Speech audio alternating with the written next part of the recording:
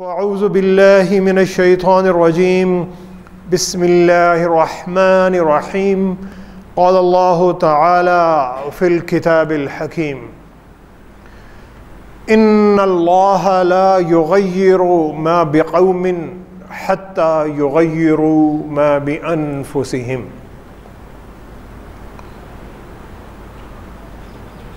معزز سامعین، تبدیلی کی بات اکثر ہوتی رہتی ہے ہمارے معاشرے میں کہ تبدیلی آنی چاہیے، حالات جو ہیں وہ تبدیل ہونے چاہیے، ہماری معاشرتی حالت، ہماری معاشی حالت، ہماری سماجی حالت یہ تبدیل ہونی چاہیے۔ یہ تبدیلی شروع کہاں سے ہو، یہ تبدیلی ختم کہاں پہ ہو، کون تبدیل ہو، کیسے تبدیل ہو؟ اکثر ہماری نگاہ دوسروں کی طرف جاتی ہے معاشرے میں کہ جہاں پر ہمیں خامیاں نظر آتی ہیں، اور یہ انسان کی ایک فطرت ہے، کیونکہ شیطان انسان کو بہکاتا رہتا ہے، وہ اس کی توجہ اپنے آپ سے ہٹا کر دوسروں کی طرف ڈالی رکھتا ہے، اور اس میں وہ کامیاب رہتا ہے کہ دوسرے کیا کر رہے ہیں، دوسرے میں کیا خامی ہیں، وہ کیا حرکتیں کر رہے ہیں، اس میں کیا امپروومنٹ آنی چاہیے، اچھائی آنی چاہیے، یہ تو ہم اکثر بتاتے رہتے ہیں۔ میرے میں کیا خامی ہے مجھے نظر نہیں آتی، مجھے کن کن چیزوں میں بہتر بننا ہے یہ مجھے نظر نہیں آتا۔ قرآن مجید میں اور پیارے نبی صلی اللہ علیہ وسلم نے اس بات کو، تغیر اور تبدیلی کو، اور یہ کہاں سے شروع ہو، اس کو کئی مقامات پر اس کا ذکر کیا۔ سورہ بقرہ میں اللہ تعالیٰ ارشاد فرماتے ہیں اَتَأْمُرُونَ النَّاسَ بِالْبِرِّ وَتَنْسَوْنَ أَنفُسَكُمْ وَأَنْتُمْ تَتْلُونَ الْكِتَابَ أَفَلَا تَعْقِلُونَ۔ تم لوگوں کو تو نیکی کا حکم دیتے ہو، وَتَنْسَوْنَ أَنفُسَكُمْ اپنے آپ کو بھول جاتے ہو، اپنا ذکر نہیں کرتے، وَأَنْتُمْ تَتْلُونَ الْكِتَابَ اور تم تو اللہ کی کتاب کا ذکر بھی کرتے ہو، أَفَلَا تَعْقِلُونَ کیا تم عقل سے، سمجھ بوجھ سے کام نہیں لیتے؟ کیوں نہیں لیتے؟ تو یہ شیطان ہمیشہ اس وار میں کامیاب رہتا ہے کہ ہمارا دھیان جو ہے وہ اپنی طرف سے ہٹا کر دوسروں کی طرف لے جائے۔ دوسرے نے یہ کیا میرے ساتھ، میں اس کے جواب میں کیسا کروں، یہ بھی ایک ہماری فطرت ہے۔ یعنی میرا کردار، میرا اخلاق، میرا ایمان اور جو میرا رویہ ہے وہ تو ان چیزوں پہ چلنا چاہیے کہ جو مجھے اللہ تعالیٰ نے اور پیارے نبی صلی اللہ علیہ وسلم نے تعلیمات دی، لیکن اکثر ہم اپنے رویے کو دوسروں کے رویوں کے ساتھ منسلک کر دیتے ہیں کہ اس نے میرے ساتھ ایسے کیا ہے تو اب میں جواب میں اس کے ساتھ ایسا اس کے ساتھ کروں، اور پھر شیطان ہمارے دماغ میں تعویلیں ڈال دیتا ہے اور اس کی دلیلیں ڈالتا ہے اور ہماری سوچ کو پختہ کر دیتا ہے کہ تم ٹھیک کر رہے، حالانکہ کسی دوسرے شخص کے رویے کا میرے رویے سے کوئی تعلق نہیں ہے۔ وَلَا تَزِرُ وَازِرَةٌ وِزْرَ أُخْرَى کوئی شخص کسی دوسرے شخص کا کوئی بوجھ نہیں اٹھائے گا قیامت کے دن، اور یہ آیت قرآن مجید میں کئی جگہ پر تکرار اس کی ریپیٹ ہوئی ہے۔ وَلَا تَزِرُ وَازِرَةٌ وِزْرَ أُخْرَى کوئی شخص کسی دوسرے شخص کا کوئی ذمہ داری اور بوجھ نہیں اٹھائے گا۔ میری ذمہ داری میرے پہ ہے، ہر شخص کی جو ذمہ داری ہے وہ اس کے اوپر ہے، اور ہر شخص سے اس کی ذمہ داری کے بارے میں سوال ہونا، میرے سے حکومت کے بارے میں سوال نہیں ہونا، میرے سے میرے بارے میں، میری رعیت کے بارے میں، میرے گھر والوں کے بارے میں، وہ لوگ جو میرے ماتحت ہیں دنیا میں یا کسی بھی جگہ سے یا میرے کسی بھی حلقہ اثر میں آتے ہیں، ان کا سوال میرے سے ہونا ہے، اور کسی لامتعلق آدمی کا سوال میرے سے ہرگز نہیں ہونا۔ اور تمام وہ جو بزرگ شخصیات جن میں انبیاء علیہ السلام سر فہرست آتے ہیں، اور جتنی بھی اولیاء کرام اور سارے جو دنیا کی برگزیدہ شخصیات گزریں اور جنہوں نے دنیا میں ایک بہت ہی ایک بڑی تبدیلی کا آغاز کیا، اور ایسی تبدیلی کہ جو ان کے جانے کے بعد بھی رہ رہی ہے اور پھل پھول رہی ہے، ایسی تبدیلی ان سب نے اس تبدیلی کا آغاز اپنی اپنی ذات سے کیا، اپنے اخلاق سے کیا، اپنے کردار سے کیا، اپنے اندر کے شیطان پر انہوں نے قابو پایا، اللہ تعالیٰ نے ان کے لیے راستے ہموار کیے، اور پھر اللہ تعالیٰ نے انہیں لوگوں کی زندگیوں میں تبدیلی لانے کا ایک بہت بڑا سبب بنا دیا۔ مکہ کے مشرکین پیارے نبی صلی اللہ علیہ وسلم پر نبوت سے پہلے بھی اندھا اعتماد کرتے تھے، اور یہ بات ہم سب کو پتہ ہے، اس لیے کہ آپ کے اخلاق اور آپ کے کردار اور آپ کے رویے میں صادق اور امین اور عدل پسند اور انصاف پسند ہونے کی جو مثالیں تھیں وہ کوٹ کوٹ کر بھری ہوئی تھیں۔ اور جب پیارے نبی صلی اللہ علیہ وسلم نے اسلام کی دعوت دینا شروع کی تو آپ کے جو سب سے پہلے جانثار تھے جنہوں نے آپ کے ہاتھ پر آ کر اللہ کی تکبیر اور اللہ کی بڑائی کو بیان کرنا شروع کیا اور بتوں کا انکار کرنا شروع کیا، یہ کون لوگ تھے؟ یہ صحابہ اکرام کی وہ مٹھی بھر جماعت تھی جو خود حق کی تلاش میں تھے، یعنی یہ وہ لوگ تھے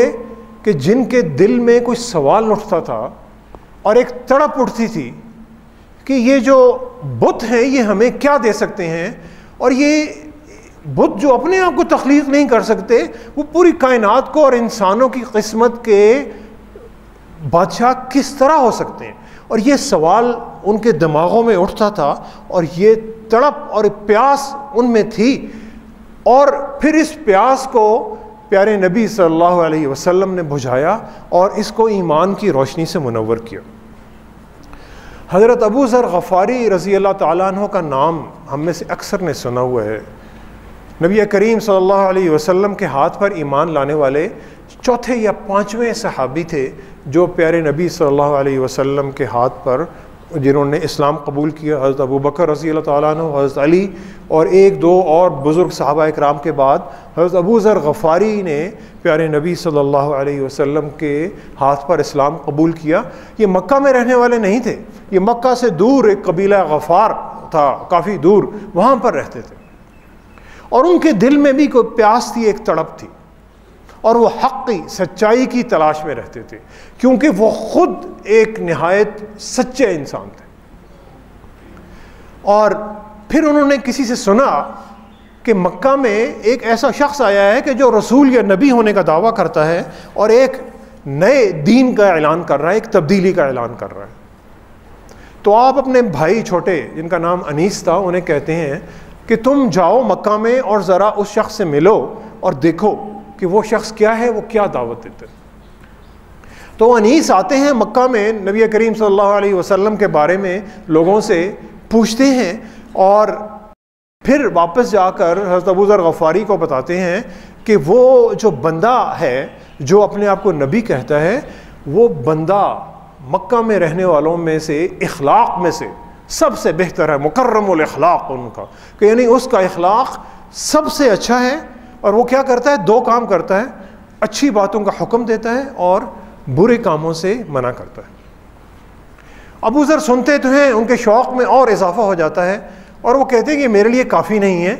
تو میں خود جاتا ہوں، حق کی تلاش میں خود جاتا ہوں۔ اور اس وقت کیونکہ نبی رحمت صلی اللہ علیہ وسلم خفیہ طور پر اسلام کی تبلیغ کرتے تھے اور اوپنلی اور اعلانیہ طور پر نہیں بتاتے تھے، تو حضرت ابو ذر جاتے ہیں اور حرم مکہ میں جا کر بیٹھ جاتے ہیں۔ ایک دن گزرتا ہے، دو دن گزرتا ہے، زمزم پیتے ہیں اور وہاں پر بیٹھ رہے ہیں۔ حضرت علی ابن ابی طالب انہیں دیکھتے ہیں کہ یہ کوئی باہر سے شخص آیا ہوا ہے۔ حضرت ابو ذر غفاری سیاہ فام تھے، تو یعنی نظر آتے تھے کہ یہ کوئی باہر سے کوئی فارنر آیا ہوا ہے باہر کے علاقے سے۔ تو وہ حضرت علی ابن ابی طالب رضی اللہ تعالیٰ عنہ پوچھتے ہیں حضرت ابو ذر غفاری سے کہ آپ کو کسی چیز کی تلاش ہے؟ تو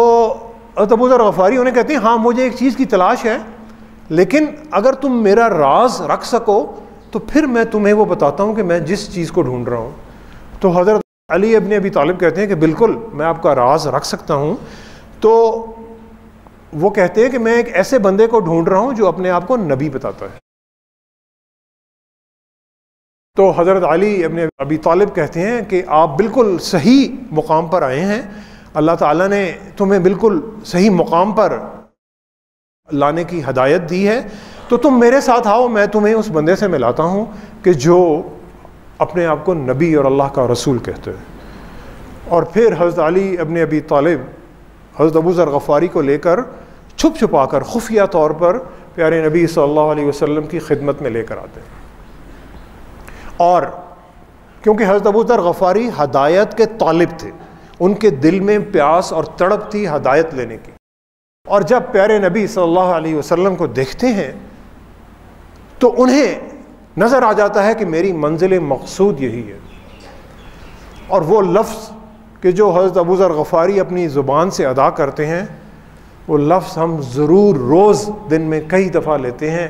ایک بہت ہی مبارک لفظ کہ جو پیارے نبی صلی اللہ علیہ وسلم نے مسلمانوں کے لیے فرض کر دیا کہ جب بھی تم اپنے کسی مسلمان بھائی سے ملو تو اسے کیا کہو؟ السلام علیکم ورحمۃ اللہ وبرکاتہ.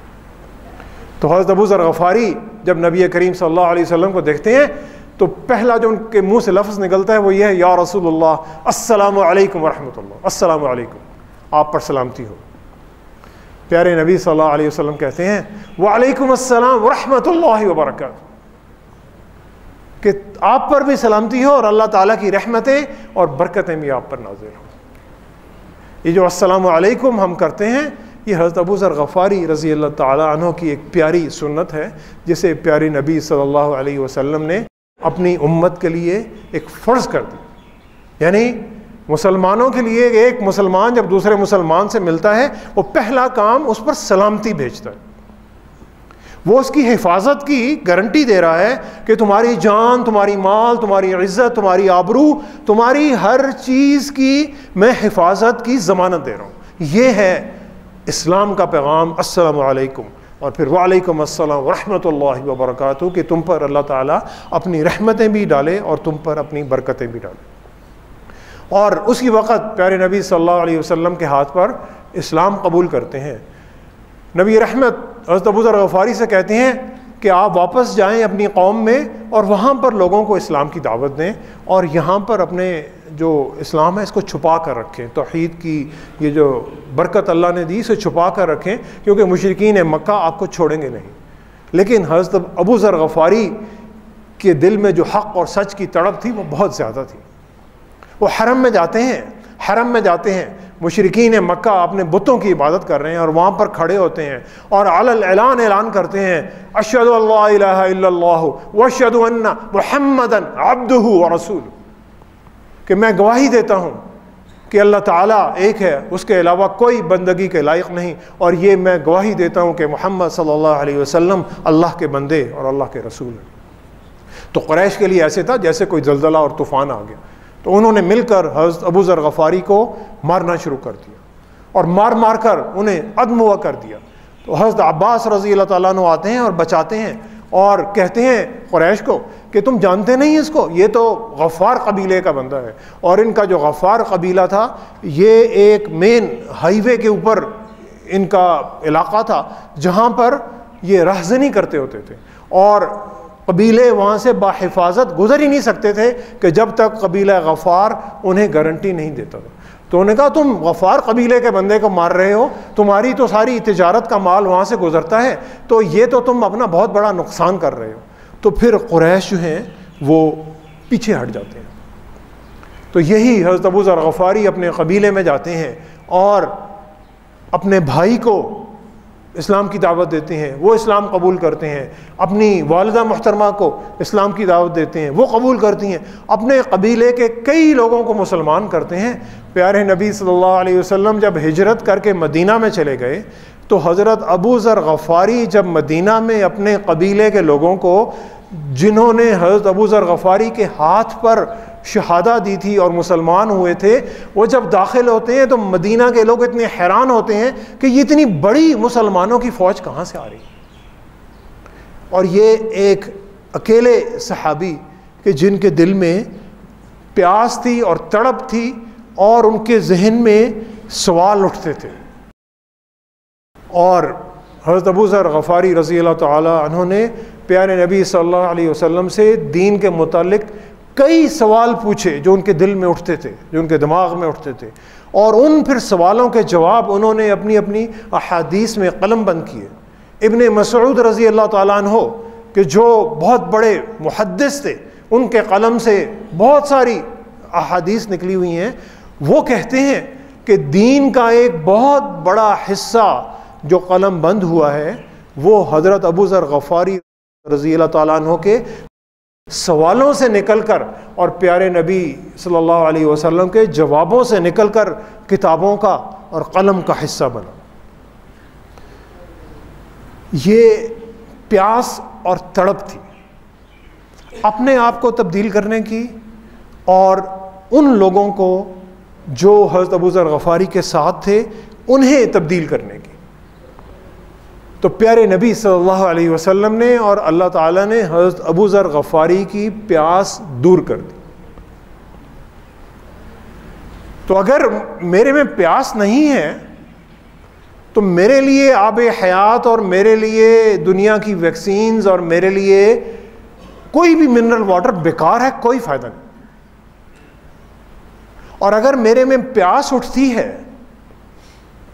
تو مجھے کوئی نہ کوئی پانی کا گلاس ضرور دے دے گا۔ میں کوئی گندا پانی ڈھونڈ کے اسے فلٹر کر لوں گا، اسے ابال لوں گا اور کہیں نہ کہیں سے صاف پانی ڈھونڈ لوں گا اگر میرے اندر سچی پیاس اٹھ رہی ہے۔ اگر میرے اندر سے کوئی سچا سوال اٹھ رہا ہے تو پھر مجھے اس کا جواب مل ہی جائے گا۔ لیکن اگر میرے اندر پیاس ہی نہیں ہے تو پھر منرل واٹر اور آب حیات بھی بیکار ہے۔ اور اگر میرے اندر سے سوال ہی نہیں اٹھتا تو پھر دنیا کے سارے فلسفے، سارے علم اور ساری کتابیں اکٹھی بھی ہو جائیں تو وہ بھی میرے لیے بیکار ہے۔ اور یہی رب العالمین نے سورہ رعد کی آیت نمبر 11 جو میں نے آپ کے سامنے تلاوت کی، اس میں یہی رب العالمین پیغام دے رہے ہیں، ان اللہ لا یغیر ما بقوم حتی یغیروا ما بانفسہم۔ اللہ تعالیٰ کا قانون، اللہ تعالیٰ کی سنت یہ ہے، اللہ تعالیٰ کا قاعدہ یہ ہے، لا یہ ہے، وہ کسی قوم کی حالت کو اس وقت تک نہیں بدلتے جب تک کہ وہ اپنی حالت کو خود نہیں بدلتے۔ یہ اللہ نے قانون بنایا ہے، جیسے گریوٹی کا، کشش ثقل کا قانون ہے کہ یہ میں کاغذ چھوڑوں گا تو یہ نیچے ہی آئے گا، یہ اوپر کی طرف نہیں جائے گا جب تک کہ میں نیچے سے کوئی طاقت اس کو اوپر نہیں لے جا رہی۔ یہ جب گرے گا تو نیچے آئے گا۔ یہ قانون ہے جس کو سائنسدان گریوٹی کا، کشش ثقل کا قانون کہتے ہیں کہ زمین ہر چیز کو ایک قوت سے اپنی طرف کھینچتی ہے۔ یہی قانون اللہ تعالیٰ نے تبدیلی کا بنا دیا کہ جو قوم، جو شخص، جو معاشرہ، جس معاشرے کے لوگ، کیونکہ معاشرہ ایک ایک ہر فرد سے مل کر بنتا ہے، ایک ایک فرد سے مل کر معاشرہ اور ملک اور قوم بنتی ہے، تو جب تک معاشرے کا ہر ایک ایک فرد اپنے آپ کو تبدیلی کے راستے پر نہیں ڈالتا، وہ معاشرہ کبھی بھی تبدیل نہیں ہوتا۔ حضرت مولانا جلال الدین رومی نے کہا تھا کہ کچھ عرصہ پہلے تک میں چلاک تھا، کلیور تھا، چلاک، تو میں دنیا کو تبدیل کرنے کی کوشش کرتا رہا۔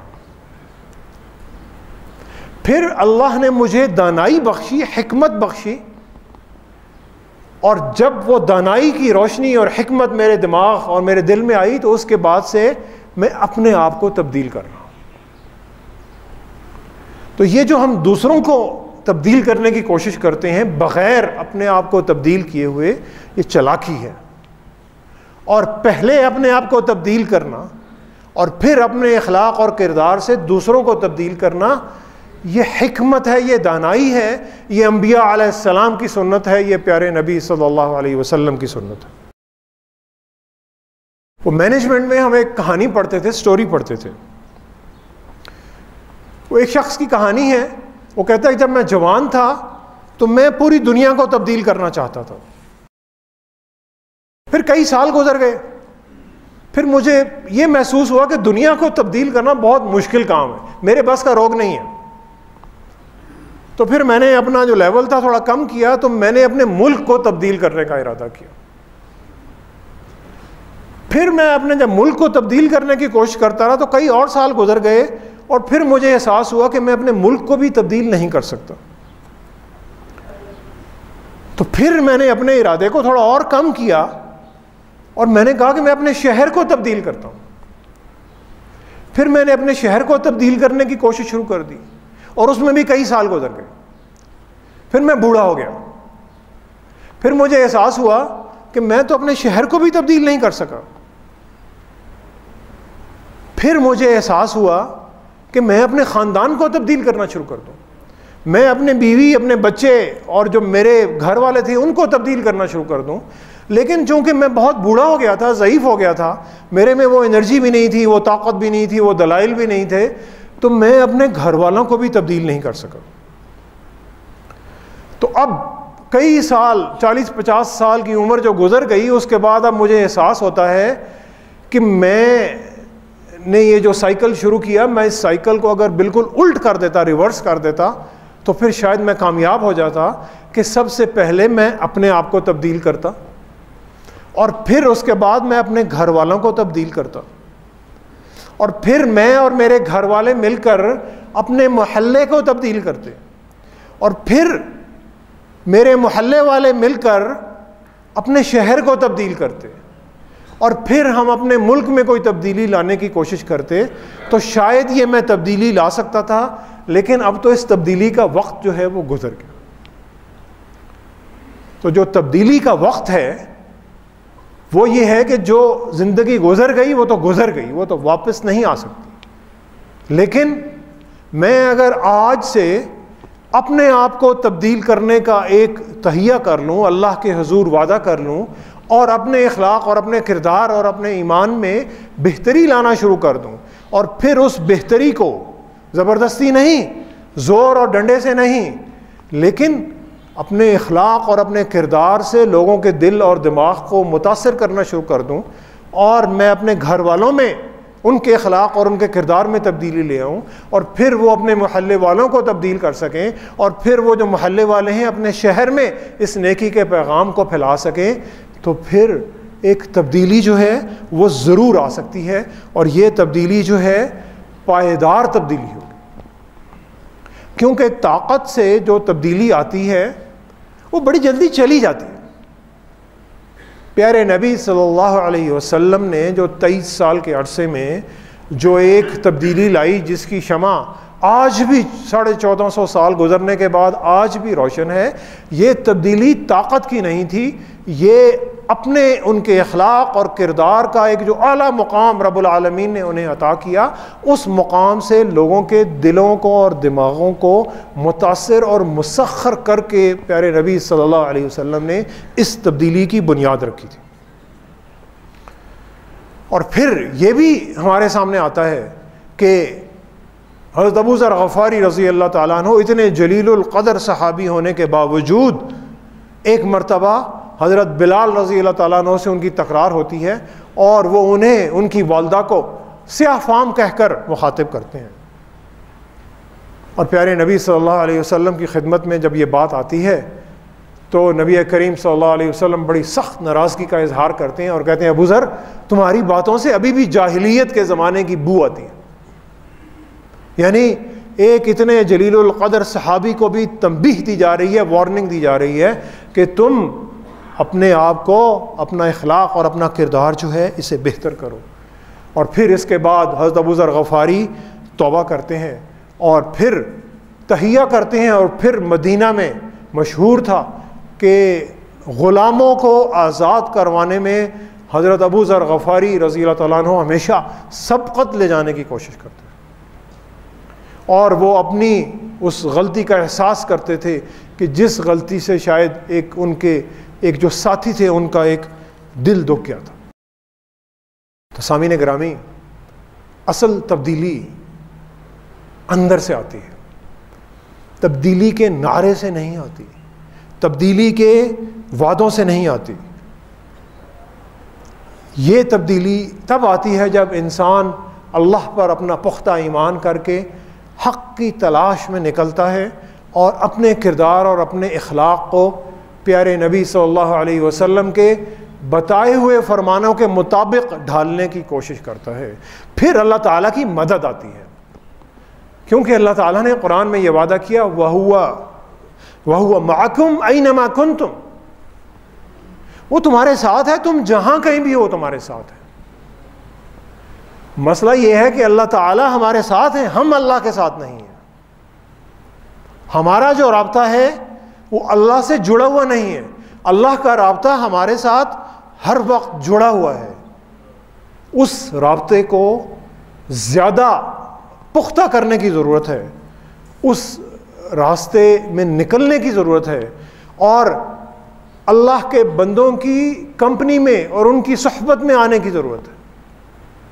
کیونکہ پیارے نبی صلی اللہ علیہ وسلم نے یہ بھی فرمایا کہ اچھی صحبت اور بری صحبت، اچھی کمپنی اور بری کمپنی ایسی ہے، اچھی کمپنی ایسی ہے جیسے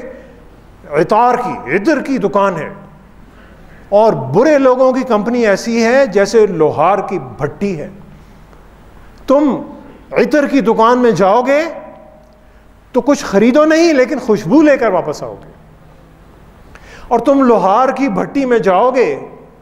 وہ یا تمہارا ہاتھ جلائے گی یا منہ جلائے گی یا تمہارے کپڑے جلائے گی، اور اگر کپڑے نہیں جلائے گی تو بدبو تمہارے کپڑوں میں دے کر تمہیں واپس بھیجے گی. تو یہ بھی ہمیں خیال رکھنا ہے کہ اگر ہم اپنے اخلاق اور کردار کو بہتر بنانا چاہتے ہیں تو میرا جو حلقہ احباب ہے وہ بھی اسی طرح ہونا چاہیے جس طرح پیارے نبی صلی اللہ علیہ وسلم کے ساتھ ان صحابہ کرام کا حلقہ احباب تھا جو حق اور سچ کی تڑپ اپنے دل میں رکھتے تھے. اور یہ پھر بندگی ہو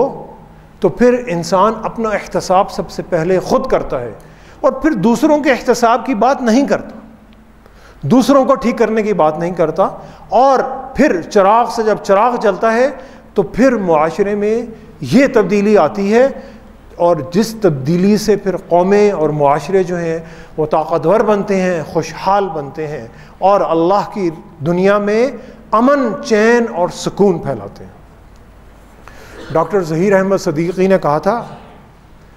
کہ ہم سبھی کچھ بن گئے، ہم سبھی کچھ بن گئے، کردار کوئی بھی نہیں. گھر بنایا مگر دیوار کوئی بھی نہیں.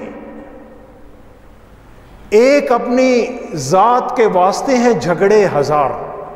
ایک اپنی ذات کے واسطے ہیں جھگڑے ہزار، ایک اپنی ذات سے پیکار کوئی بھی نہیں. تبدیلی لانی ہے تو اپنی ذات سے پیکار ہونا ہے. تبدیلی لانی ہے تو اللہ کی یہ جو آیت ہے اسے یاد کر لیجئے، ان اللہ لا یغیر ما بقوم حتی یغیروا ما بانفسہم. مولانا ظفر علی خان نے اس کا ترجمہ کیا تھا کہ خدا نے آج تک اس قوم کی حالت نہیں بدلی، خدا نے آج تک اس قوم کی حالت نہیں بدلی، نہ ہو جس کو خیال آپ اپنی حالت کے بدلنے کا. دعا کریں سامعین گرامی